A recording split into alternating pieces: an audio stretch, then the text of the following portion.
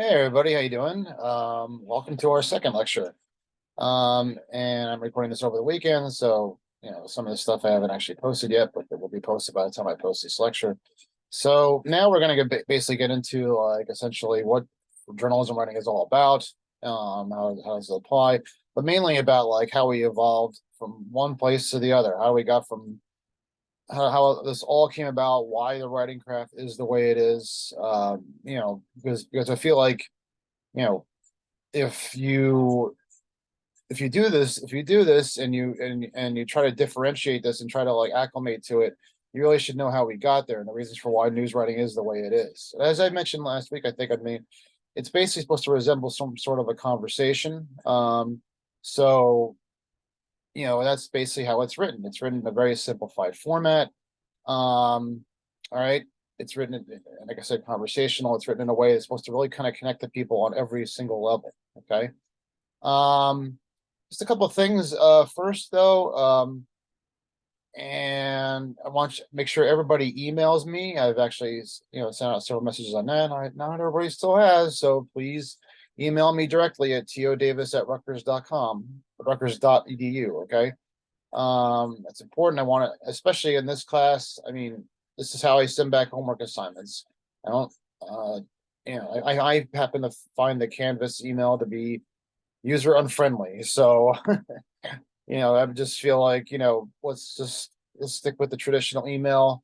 I send you homework back that way. Actually, some of you have already gotten back your the ungraded profile assignment that I've self profile assignment that I've assigned to everybody. Um, as a matter of fact, let's actually start sharing the screen now. Some of them were pretty much already like on pace for you know basically what I'm looking for. And I don't expect people to be on pace to be looking for, so don't be worried about that. Um, this is from Anna Bar. I don't know. I'm sorry, Anna, I don't know how to pronounce your name, but basically, there you go. What I'm looking for here, and I realize a lot of people approach this almost like what I would call, it's not supposed to mock you or anything like that, but like kind of like an encyclopedia entry where you basically, or like you're supposed to maybe write about yourself as second, in elementary school or middle school, high school, or something like that. You kind of would list all the different things you've done. But actually, what I'm looking for is just something unique. Now, when I post this, you'll have still to the end of the day to actually still do this. So remember, so you still have time. Okay. But right here with Anna, basically, like she's focused on one thing. She discovered her unique talent of beatboxing. So, I mean, I realize a lot of people may have a lot of things that have actually gone on in their lives, this sort of thing, but I'm really looking for is that one unique thing. And maybe there's things that have happened in your life that are interesting, unusual, unique, but as long as they, if they provided some sort of like, if it was a confidence building thing or something like that that led to beatboxing, something happened like 10 years ago, yes, that could be mentioned in this story, but it has to have some sort of connection, even remotely, to the main theme of the story. Okay. Um, and we got the 19-year-old sophomore as a dedicated member of RU Shockwaves, so we're keeping this new and fresh, and that's great. What I told her was down here, she actually is the Shockwaves official vocal percussionist, which actually is even bigger news. I thought that actually should be moved up. So that's whatever is bigger and newer, biggest and newest information in a news story really needs to be like toward the top of a news story. Okay. Um, that's if you don't know, and I haven't said it already, news is the plural of new. So whatever is new, and I'll discuss this when I actually address chapters 1 and 2 of the book. And don't forget, we have reading assignments too. Let's keep up with that.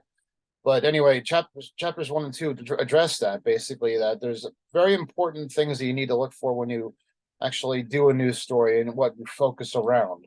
And one of the biggest and the newest thing is really what you need to really focus on, and you need to focus on it from top to bottom. Okay. And also, this is one thing I'm starting with already, basically, with telling people like what essentially what style is, Associated Press style, trying to keep a consistent language that everybody can understand across the United States. This is why we have Associated Press style. Okay, because we want to have things like police ranks kind of looking the same, sounding the same. Like you don't actually when you quote a police officer who's a captain or something in a news story, or you identify him or her, you basically don't just spell out captain, you put CAPT period. This is the consistent language you have. Another style point is that we don't do this with little kids, it's the exception, but with adults and teenagers and that sort of thing, on second reference you use the last name. Okay, it's the last name on second reference. Okay, it goes into like some of the things she's done. Shockwave was in desperate need of a vocal percussionist, and this is when she joined. A quote, but like I said, I think this probably would have done better, and you'll see this when I edit your stories and stuff. You'll see me actually like move this stuff higher. Actually didn't quite actually move like I wanted it to. So let's just go back. And I was probably move that maybe into the second or third graph, because this is the biggest, newest thing. Okay, but it's consistent from top to bottom. Okay. All right. All right. So basically, like I said, email me the new assignment, and I have a new assignment that I'll be discussing. Actually, I'm going to show you that right now. Actually, as a matter of fact, now right now I don't have this posted yet because I'm doing this over the weekend. But this is actually your first graded assignment, and it's due in a week. I meant to actually. Then there's actually an example of a story that I thought worked well. So what you're going to do is you're not going to interview yourself. You're going to interview somebody you know. Now, when I have my in-person classes, what I do is this is the very first assignment, I have people interview each other in class. Well, we can't do that because, we're not in class. So what I actually do, and it could be anybody really, okay? I don't care if it's a family member or whatever, just interview somebody you know, and this story is due in a week. And again, the same idea is to focus on something that's unique and unusual, okay? The biggest, newest thing. Okay, and you can see again as I've talked about before, the paragraphs are shorter. They're like one step at a time. They give each person a break in between each paragraph. Joaquin Matty, a freshman at Rutgers University, recently became the first Rutgers student to represent XFIT Boxing Company as very own personal fight. So basically, you have a student here who's juggling this at the same time and doing something kind of extraordinary that not everybody has done. Okay. And basically the whole story focuses on that. But now this happened like a month or two before she actually wrote it. So what she did was she wrote about the newest thing and basically how it inspired him, how it changed his life. So you want to write about like, okay, so it's not just about like this unique thing that happened in his life, but what is going on today? How does that impact him today? You want to make sure that actually has some sort of focus or attention toward the top of the story. Okay. So that story is due. Again, this is the teacher view. You'll see this differently. It's not posted yet. This story is due on January 30th, which is a week from Monday. Okay. And if you're watching this on Monday, it'll be today, a week from today. Okay. Now, typically news stories here will be 500, 800 words. Almost all of them will be. That's essentially like on a Microsoft Word doc. And another thing to keep in mind, by the way, also, I saw this come in, is that everything's got to be on a Microsoft Word doc. Okay. Everybody should have that. If you don't have it, do it on a Google Doc and then, publish it that way. But some people send in Adobe files, PDFs. No, I can't grade off those. I grade with the track reader, that sort of thing. So basically, you have to send it in like that. Okay. So 500, 800 words of that, and I'm going to talk about this, but the really like essential parts of a story are the who, what, where, why, how, when. So basically, a news story is almost like an upside down triangle. Okay. It's what they call the inverted pyramid. If you see me like drawing like this, the fat part is like the most important part of the story. Okay. And the bottom part is the least important part of the story. Okay. But you have to stay on one single track in terms of like the focus. But you have to focus on the biggest, newest thing and then go down. Okay. And when you go down and you get there, you have to answer like certain questions. Okay. So let me just call up this. This is my so-called whiteboard with media ethics stuff on it. Okay. Okay. All right. So anyway, let me just check one thing here. Okay. All right. So, all right. So basically, this is what they call essentially the 5 W's, even though not all W's. Who, what, where, why, when, and how. A news story really needs to answer those questions, okay? Excuse me. Basically, it has, you can almost go paragraph by paragraph. Some of these questions are like, they can be asked more than one, they can be answered more than once in a news story. I would say the most important parts of the news story are the what and the why. What is the story about and why do I care? Okay. Like, how did we get here, basically? And, which is what I'm going to show you with this evolution of the media thing. How did we get here? Okay. So what is the most important thing here? What is the story about? That's actually really the first question you got to answer in that lead. And you saw that basically in that story from Morgan, a student from previous semester, is that she focused on the fight boxing, whatever it was called. And that's what the story was about, and basically the impact on his life. See, and that's the newest thing. That's what its story is all about. And then you get into the why, you get into the how, you get into like how does he do it? How does he balance? Some of these questions are still important, but they're not as important. Okay. As like other answers to other questions. Okay. Just checking something out here in terms of tools here, and I have a really slow computer here. And no, that's not it. Okay, just let me get back to where it was. Okay, so you try to answer, and I mean, you go.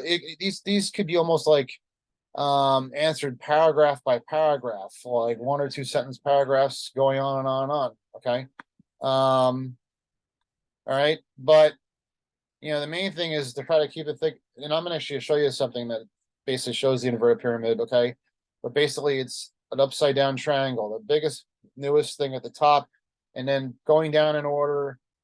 In terms of like importance, typically is how it's done. Okay, that's why we don't have conclusions in news stories, because conclusions actually usually the last paragraph or two usually reveal what's like kind of actually important.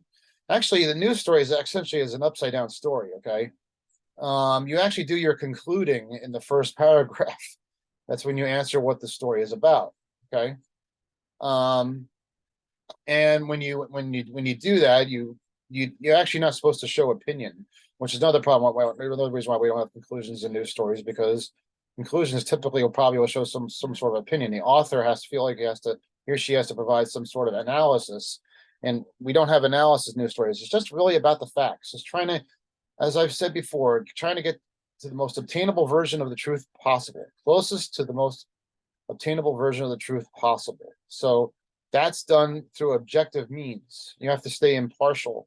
You have to just basically get the information from the sources, from the people, from the documents, that sort of thing. Okay. So when you go through this story, you see like the lead. What is the story about? Why do we care? And it goes paragraph by paragraph, 1 or 2 sentences. What is the story about? More depth. Paragraph, 1 or 2 sentences, same. Why is it unique? How is it unique? You just keep going on and on till the bottom, and then basically a news story typically just dwindles out. Actually, most of the time, a news story will probably end with a quote. They call it a walk-off quote. No conclusion, just a walk-off quote, and you end it. Okay. If you look at Morgan's story here, well, we had it up before. Well, actually, that's right. I didn't actually download it, but I should have downloaded it. But anyway, she actually, I believe, ended with a quote, and she was done. But the most important stuff, the concluding, happened at the beginning. Right. All right. So how do we get to this point where we have to decide, like, what's essentially like, why is a news story the way it is? Why did it actually come to this collision? Okay, it finally came up. I'm sorry. News actually had to essentially evolve in a way, because in order to really to survive, and there, by the way, there's a lot of her story, basically, like, it usually ends with like background stuff that maybe happened like a long time ago that led up to what's going on now. Okay. I started boxing because I had depression and anxiety, and I was just wasting my life every day. I needed blah blah blah. It's a really long quote, actually. I would have told her probably to maybe paraphrase that. You're gonna see, hear me talk about that, about, and we're not there yet, but the whole importance of actually storytelling. Now, storytelling is actually really, you're going to be writers in this class, not stenographers. Okay, going off a little bit of what I was talking about before, but anyway, you don't provide analysis, but what you do is you provide interpretation. Okay, you interview people, and you don't. A lot of times, it's kind of a, I hate to use the word lazy, but it's a lazy way that some reporters fall on. Is they just like quote people with direct quotes, and then they just move on, and they move to the next direct quote and move on. You're actually supposed to take those direct quotes and actually turn them into your own writing, and because a lot of times when people talk, people don't understand them, so you have to actually use your own professional expertise to turn what they say into something readable. Okay, so how do we get here? Well, basically because news stories were not very readable when they started. Okay, they started with like the likes of like people like Ben Franklin. Okay, I believe he was one of the founders of the Philadelphia Inquirer. Just trying to get down here. Okay, it's not pulling down. Okay, yeah, that's we're gonna get to that. East, Pennsylvania Gazette. You see, like, if you can, if you actually, it's not good writing when you can almost like kind of stand afar from it, or what they call like 10,000 feet down and look at it, and you see these large, chunky paragraphs, very dense, kind of like a textbook. Okay, so that's great for a textbook or something like that, but this is what I would call like the most popular literary form is journalism. Okay, so you don't really want that like kind of like dense writing. You want basically something that actually is in simplified form, something that kind of goes from paragraph to paragraph, and is written in a simplistic way. You know, there's something I ask, like, again, my in-person students, and that is like, it's funny because like, a lot of books and newspapers and stuff like that, they were written for what they would call the people, the elite. Okay. And that usually meant people could read, you know, so they kind of wrote at that like level. People like had college educations and things like that, but we're not actually supposed to be doing that. We're actually supposed to be writing for everybody. And actually, I might have said this last week, but actually the whole idea is that you're kind of actually supposed to typically write at like a fourth grade level. If you ever done a current event project or something like that, then usually trying to do it like third, fourth, fifth grade. And that's the idea, is that it's supposed to be something that even kids can understand. You want to inform kids of what's going on, even the horrible stuff. Okay, I always use this example. You don't have to tell the kids everything, the little kids everything, but like when 9/11 happened, I remember my son, who's now almost 25 years old. We're living in Metuchen at the time still, and anyway, I heard over the radio when I was getting into work that somebody had crashed into the towers, and I remember I drove by my wife and my son as they were waving goodbye to me. Is that nice? And I rolled down the window or whatever, and I said, somebody hit the trade center. And that's like all the news I needed to provide, right? Very simple, very straight, very direct. Horrible tragedy. Okay, my son didn't know what was going on. He's 3, but my wife just said, "Oh, okay, bye," and that's probably all he needed to hear. Okay, I mean, he wasn't at that age where he could understand yet, but if he was actually like fourth grade or something like that, I'd want him to know. Okay, at least that much. Not necessarily the devastation and everything else that happened, but she ended up like bringing him inside our house and like putting him putting him upstairs and putting the cartoons on while she was like talking to people downstairs. So that's what we're trying to connect to. Is not necessarily a 3-year old, but we're trying to connect to the fourth grader to provide him that soundbite of what's going on, because we want them to know. Okay, back in the day, they used to deliver like newspapers and stuff like that by horse and stuff like that, so it wasn't exactly timely, that sort of thing. Okay, in the 1800s, they started to kind of do a little bit of better connection, and that's when you started the rise of tabloid journalism, which is like your New York Post kind of like um headlines, um and I can actually, I meant to call those New York Post headlines, where they kind of almost like shout this stuff at you, like Tiger. Yeah, I know this is awful. Tiger pulls out. Virginia's for losers. Gaddafi killed by Yankee fan. What? Um, like really at the end of his grope. I mean, all this stuff. You know, they felt like they had to. It was almost like there was like kind of like no in between. There was like the news for the elite, and there was the news for the let's just like love the crazy crap stuff, yeah, you can see stuff like that. So there was the rise of tabloid journalism, and that became a thing, and it still is a thing to this day. But as newspapers still weren't necessarily connecting to everybody like they should. Okay. Um, I don't remember if I actually showed you this, but probably one of the prime examples of that was the New York Times coverage of the Titanic sinking. Now, and this again, if I were to have you in front of me, I would say to you like, what happened here, right? What is this story about? The Titanic sunk, right? Look at the way the story was written. Now, I'm not going to necessarily blame them for all this because they were trying to get the news in as fast as they could, and it was probably coming in through Morse code. Okay, so a lot of this, the way this is written, is not necessarily bad writing, but it's also because it's badly written. It's not necessarily bad writing because they're trying to be elite, but it's also bad because they're almost like taking what they got off of the Telegraph and just slapping it on. Okay. The White Star Liner Olympic reports by wireless this evening that the Grenada Carpathia reached at daybreak this morning the position from which wireless calls for help were sent out last night by the Titanic. So far, we're getting this like really long run-on sentence that's unreadable. If it were written today, people would just like dive out of the story, not even write it. They say goodbye. But they say, I go to the TV and get it. Forget it. This is just not worth it. Imagine putting that on Twitter. Okay. The Carpathia found only lifeboats in the wreckage of what had been the biggest steamship afloat. I mean, it was a big deal. I mean, the Titanic was an unsinkable ship. And then, but look, the Titanic had foundered, and they're using all these big SAT words and everything. Why? Because this is what they were writing to. They're writing to the elite. They didn't really care about everybody else. Okay. They were trying to like just connect to people on like some like crazy level using like these create. And you're gonna find that I'm not a big fan of adjectives. Okay. So like, you're gonna see that where basically like they use like in the old days they use glorious and stuff like that. But adjectives actually show opinion. You're supposed to actually be the fly on the wall. Okay. You're supposed to not actually be like that kind of person who's like um you know basically involved in a story and like describing it in ways that actually like are opinionated. You're supposed to actually provide it in an objective way.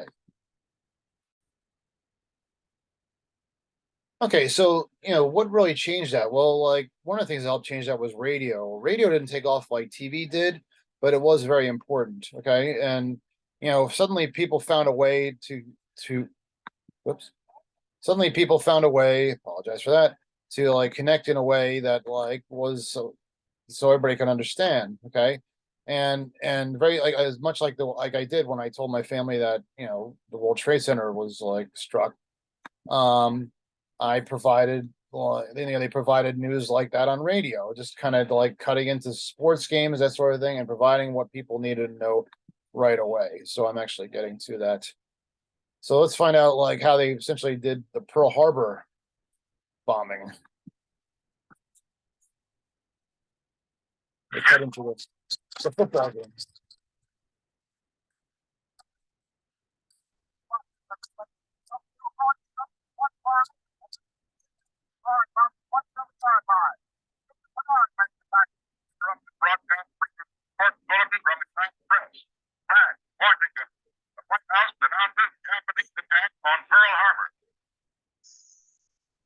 This is. Did they really need to say any more, to be honest with you? And that's how people started getting their news. And then, newspapers, there used to be like 7 or 8 newspapers in New York City, that just handed out what they call the old Dead Tree edition, printed on paper, the whole thing. And by the time the 60s rolled around, actually, and in the 70s, that actually really started to drastically reduce because then people found out that they could just get their news simplistically this way. And then, like, what they would do is they would actually update it, as they got news coming in. CBS in America calling Honolulu. Go ahead, Honolulu.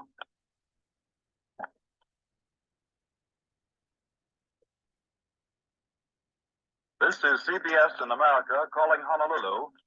Go ahead, Honolulu. See, the problem with radio back then, I mean, they didn't have all the great technology and everything that CBS, or sorry, that TV had and everything. So newspapers still weren't like necessarily forced to modify exactly what they were doing. But then it was really the rise of TV news, I would say mostly in the 50s and 60s, actually, and then 70s, that actually changed that. And then the newspapers had to change. And basically, what they did was they had somebody on there, and they used to say this Walter Cronkite. He was like the most famous anchor person at the time, most popular, and he was actually a news journalist himself. He used to work for the Fort Worth Star Telegram, and he would basically, he actually wrote his own stories, what they call copy, and he would actually essentially read it in the way he wrote it. And you can almost hear when I showed you these stories with the pauses and that sort of thing and conversational style, you can hear it in like the way he talks. And this horrible story, by the way, is the Martin. He just had Martin Luther King's birthday. This is the Martin Luther King assassination. Okay, you can read it in the way he's doing. He's actually connecting with people because, and actually, I think it's actually a little too descriptive, but you can hear it in the way he's like kind of pausing. He's taking a breath. That's essentially, it's not a run-on sentence what he's doing. He's not doing run-on sentences. He's stating what he has to say, on to the next thing. Stating what he has to say, on to the next thing. Okay. I mean, you still have this to this day, but I would say it's like it's kind of changed in a lot of ways because a lot of news is now opinionated, that sort of thing. So, but they begin with like a long introduction. So, where they are and all this stuff, which to me just seemed unnecessary. But In Washington, in color, this is the CBS Evening News with Walter Cronkite and Russ Hodge in Memphis, Tennessee, Dan Rather in New York, Bernard Kalb in Saigon, Marvin Kalb in Wellington, New Zealand, and Bert Quint in Quezon, South Vietnam.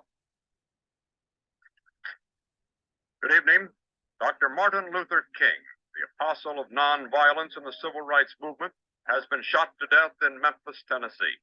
Police have issued an all-points bulletin for a well-dressed young white man seen running from the scene.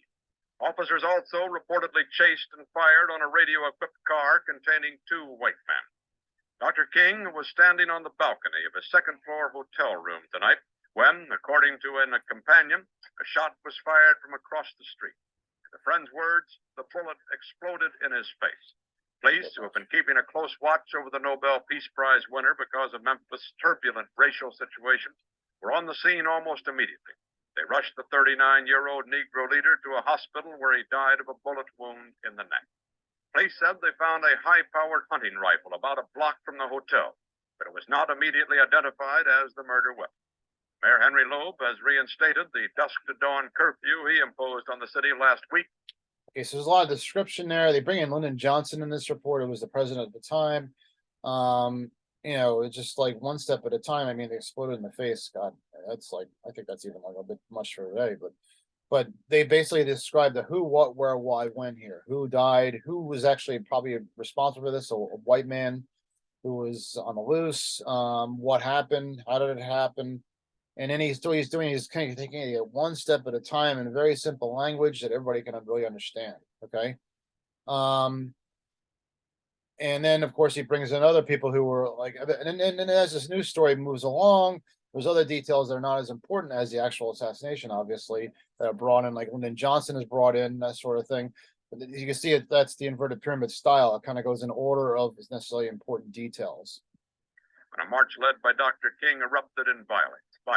And there's also background material that actually like what led up to this, what got Dr. Martin Luther King to Memphis in the first place. It was actually to speak to this strikers, I believe it was, or the sanitation workers who were involved in like what were considered racist negotiations and that sort of thing. So Governor Buford Ellington has called out 4,000 National Guardsmen.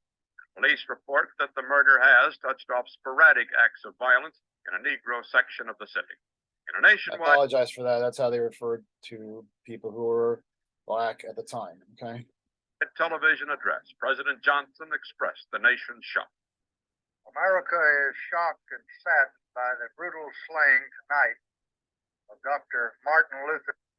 Now, I mean, it's not as important to bring in the president as the actual details of the incident and everything, but it is important because it shows the prominence of the situation. Martin Luther King actually he didn't mean to be. He was trying to bring everybody together, but he was actually, a lot of people viewed him very divisively at the time. It was like he had his haters, which is unfortunate, but one of them was my father, who didn't like him. I think my father's changed his tune since then, but I don't know.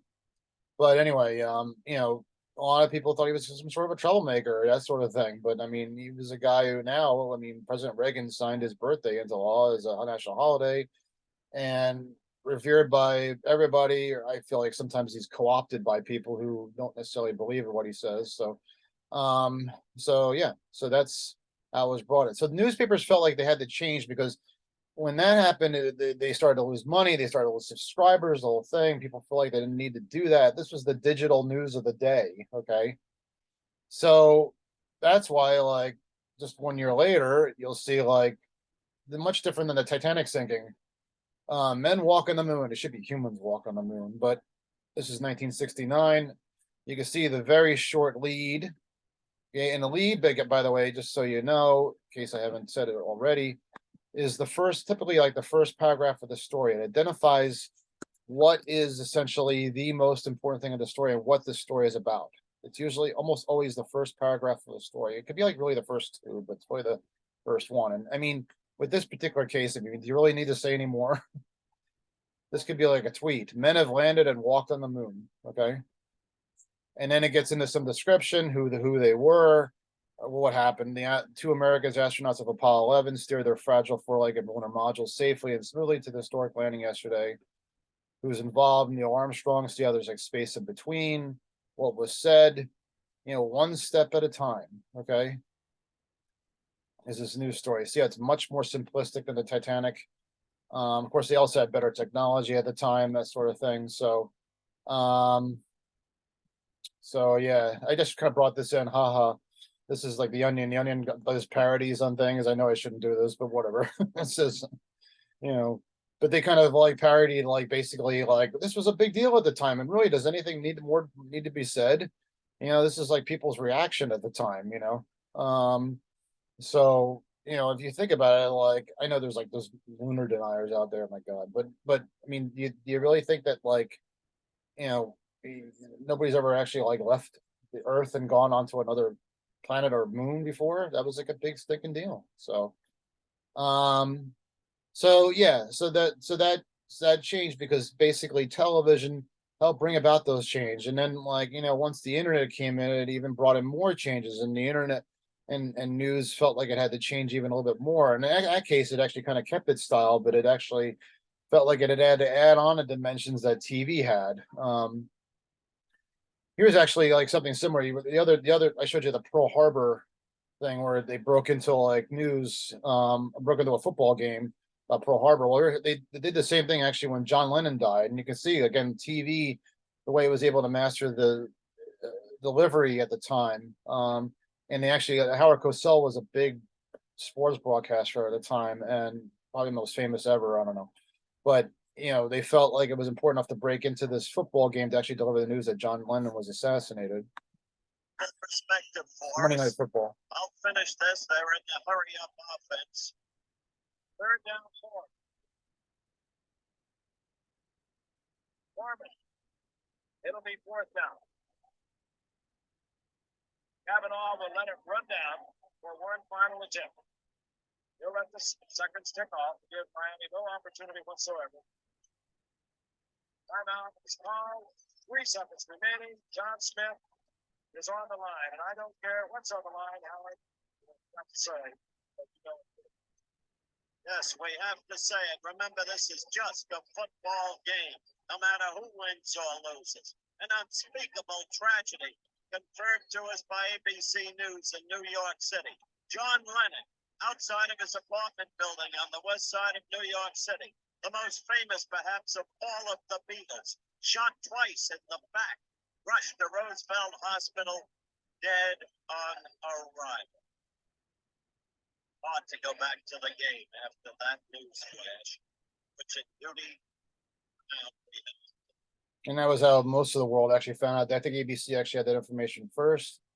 They had Monday Night Football at the time, and that's actually how most of the world actually found out that John Lennon, one of the Beatles, had actually been shot and killed. Horrible tragedy. So, okay. So, was it really me? One needs more to be said. John Lennon died. It's horrible. It's a terrible tragedy. He was a hero to many. Beatles are probably the biggest rock group ever. I know there's a lot of you could be said about who's come out in the last 10 years, 20 years or so, but the Beatles were like the influencers of the time and kind of helped shape music probably more than anybody else. I don't know. Maybe that's just a matter of opinion, but you break into a football game for that, certainly. Okay. All right. So that's basically like essentially the evolution of media and why we got to where we are and why we essentially write in this such conversational way. Okay. The book gets into that a bit. Chapter 1, I would say, like, kind of talks a little bit about technology and journalism and how that's kind of entered the fray. Now, not a big book guy, as I said. I don't test on the book. There's assignments actually in the book, and please, again, don't buy the workbook.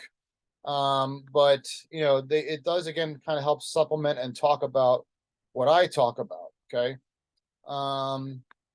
It talks about the first chapter talks about the evolution of the news business, and basically how newspapers were like the primary source at the one time, actually holding in front of you form of newspaper, the dead tree paper, as they call it. The different things that are actually like put into news telling these days, storytelling, critical thinking, but also things like technology and audio visuals, that now with the internet and everything, now the actual newspapers themselves, because they're on the internet, can actually break into news themselves now, as opposed to what they did in the old days. What they would used to do in the old days, we did as recently as 9/11, not recent, it's 21 years ago, 22. But they would do things along the lines of put out what they would call essentially like a bulletin edition, or actually like a bulldog edition or something like that, an extra edition.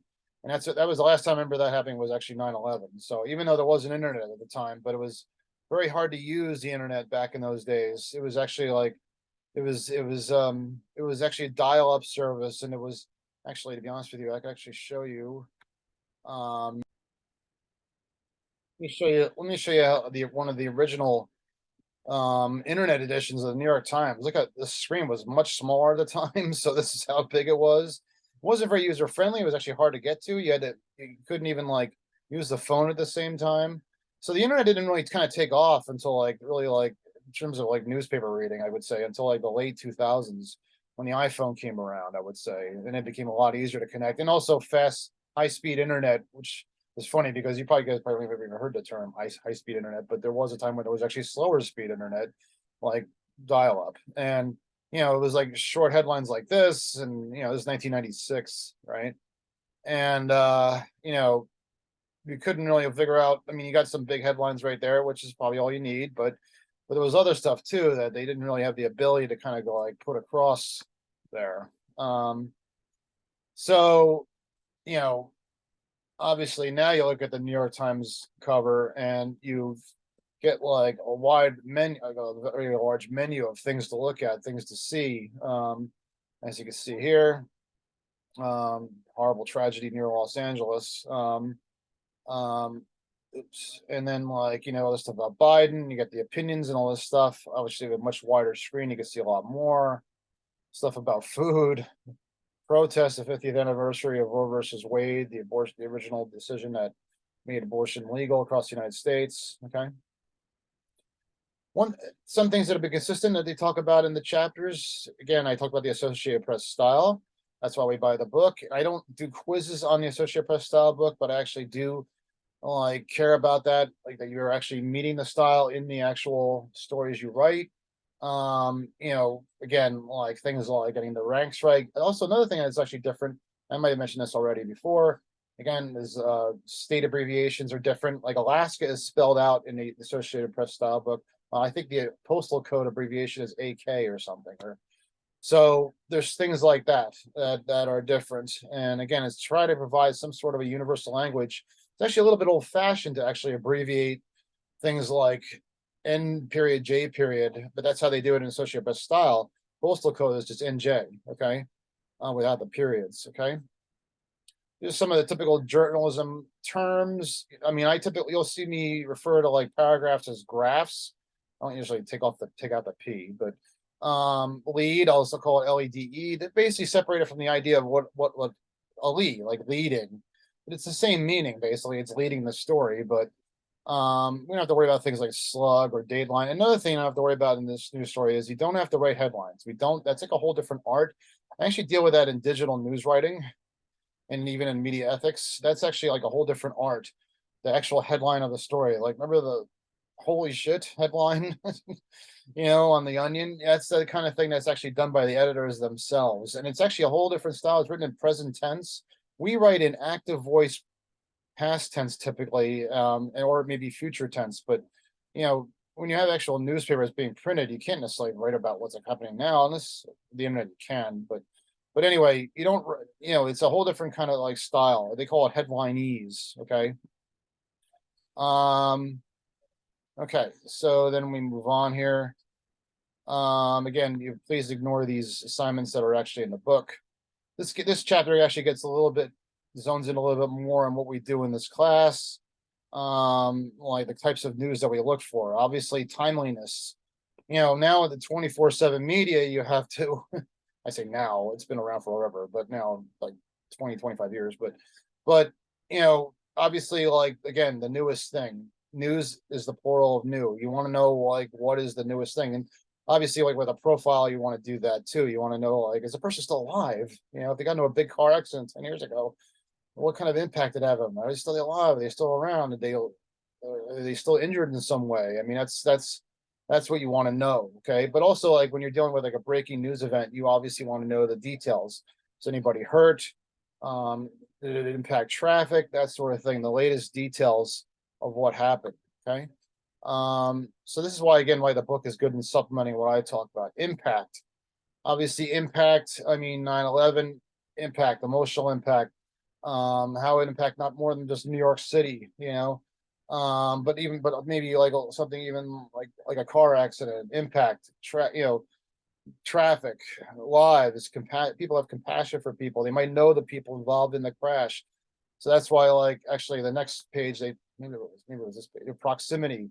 If it happened nearby, the people would want to know obviously more than they would want to know if it happened in Michigan or something. Okay.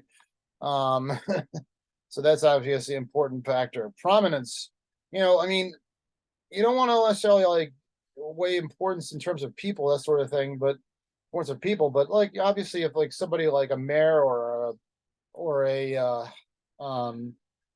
somebody like a top official or a celebrity or something like that who's well known, people will know that person, people are impacted by that person. He obviously might probably give that more of a focus in the story, like who was involved in the crash, if it was a car crash or something. So, or if it's like something that actually like a 9/11 that actually has a widespread impact on the country being attacked. Unusualness and unique, obviously. You want to have some of the story that essentially separates it from every other story. It may have similar undertones or overtones, but but you want it to be like as different as possible. Okay. Conflict, they say it bleeds, it leads. The bad news. The bad reason why bad news is typically like more of a story than the good news is because bad news changes routines. Okay. Bad news like this when it was a car crash that obviously like when people are just driving or you want to write about good news too. You write about when people achieve things, that sort of thing. But when people like are just driving through the day and that sort of thing and nothing happens, you'll report maybe that traffic's good. But when there's actually a car crash or something, then you're going to report about that because it changes routines. People involved, people hurt, you might know them, that sort of thing. So, obviously it changes the traffic, that sort of thing. So, people argue at a meeting, that sort of thing. Obviously there's the who, what, where, why, when that we talked about before. The importance of basically like trying to get as much answers to a story as possible, as close to the version of the truth. You do that by being objective, try to separate yourself from opinion and analysis as much as possible, and just state the facts and answer the questions, that are need to be asked. And you can almost like create an outline when you do a news story and you're going to do this profile of like, you could basically just think of all your questions and put these words at the beginning of each of your questions. Okay. And sometimes you might ask the same question twice.